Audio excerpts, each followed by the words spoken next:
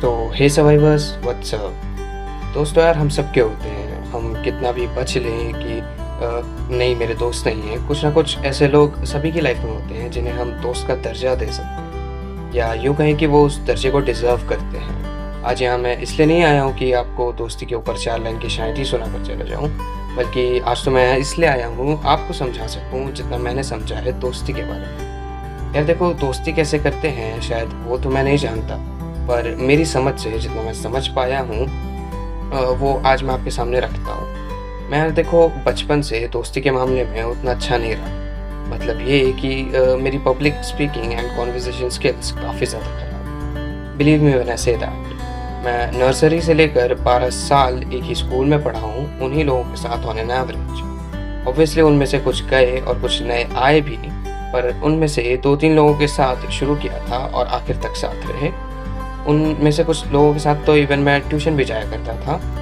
मतलब मैंने इन लोगों को 12 साल अपनी ज़िंदगी के ऑलमोस्ट हर रोज़ 8 घंटे दिए, और मैं समझता था कि यार यही तो मेरे दोस्त हैं। What I did not realise was कि दोस्त संभालने भी होते हैं। मैं उन 8 घंटों के बाद उनसे ना कभी मिलता था और ना ही कभी बात होती थी। तो उन 8 घंटों के अलावा हम कभी मिले ही नहीं। मैंने कभी इन लोगों को ग्राउंड पे खेलते हुए नहीं देखा, मैंने इन लोगों को कभी रोड पे घूमते हुए नहीं देखा।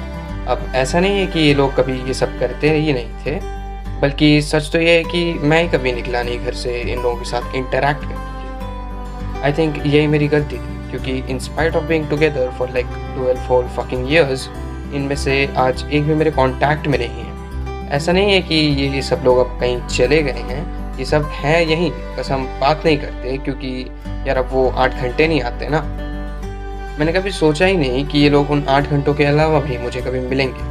तो मैंने कभी इस बारे में सोचा ही नहीं कि अगर ये लोग मुझे कभी कहीं बाहर मिल जाते हैं तो बोलना क्या है। शायद this is one of the reasons कि आज ये लोग मेरे टच में नहीं हैं। इनमें से कुछ आज जब टेक्स्ट करते हैं तो पता ही नहीं होता कि कैसा है के बाद बोलना क्या है, क्योंकि अब तक इन लोगों को पढ़ाई के अलावा कभी जाना ही नहीं है। तो मेरे ख्याल से जब आप दोस्ती करें तो उनकी पसंद नापसंद जानें और उन्हें समझें, क्योंकि ये उन चीज़ों में से है जो करनी तो बहुत आसान है पर कर बहुत कम लोग पाते हैं। आप करने वालों से बनिए और उन लोगों से मिलिए और दोस्तों से मिलिए अपने, और उनकी लाइफ के बारे में जानिए rather than just knowing about the place you guys met। क्योंकि आज जब मुड़ के देखता हूँ तो वो स्कूल बिल्कुल याद नहीं आता, वो जगह बिल्कुल याद नहीं आती, वो दोस्त बिल्कुल याद नहीं आते, वो मोमेंट्स कोई भी याद नहीं आते, क्योंकि मैंने कभी मेमोरीज बनाई ही नहीं। खैर, उसको किसी और दिन के लिए रखते हैं।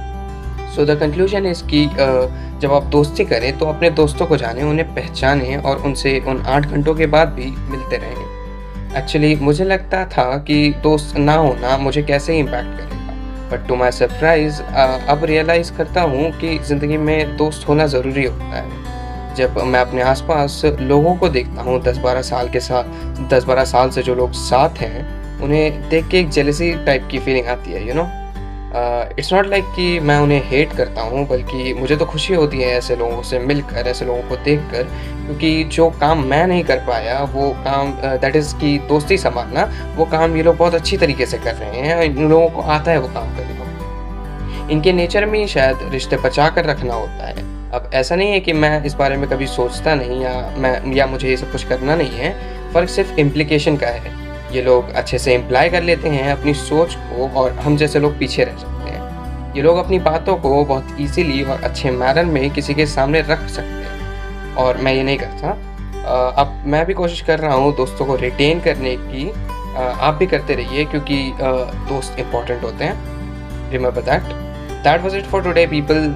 सी you in the next one. Thank you for listening.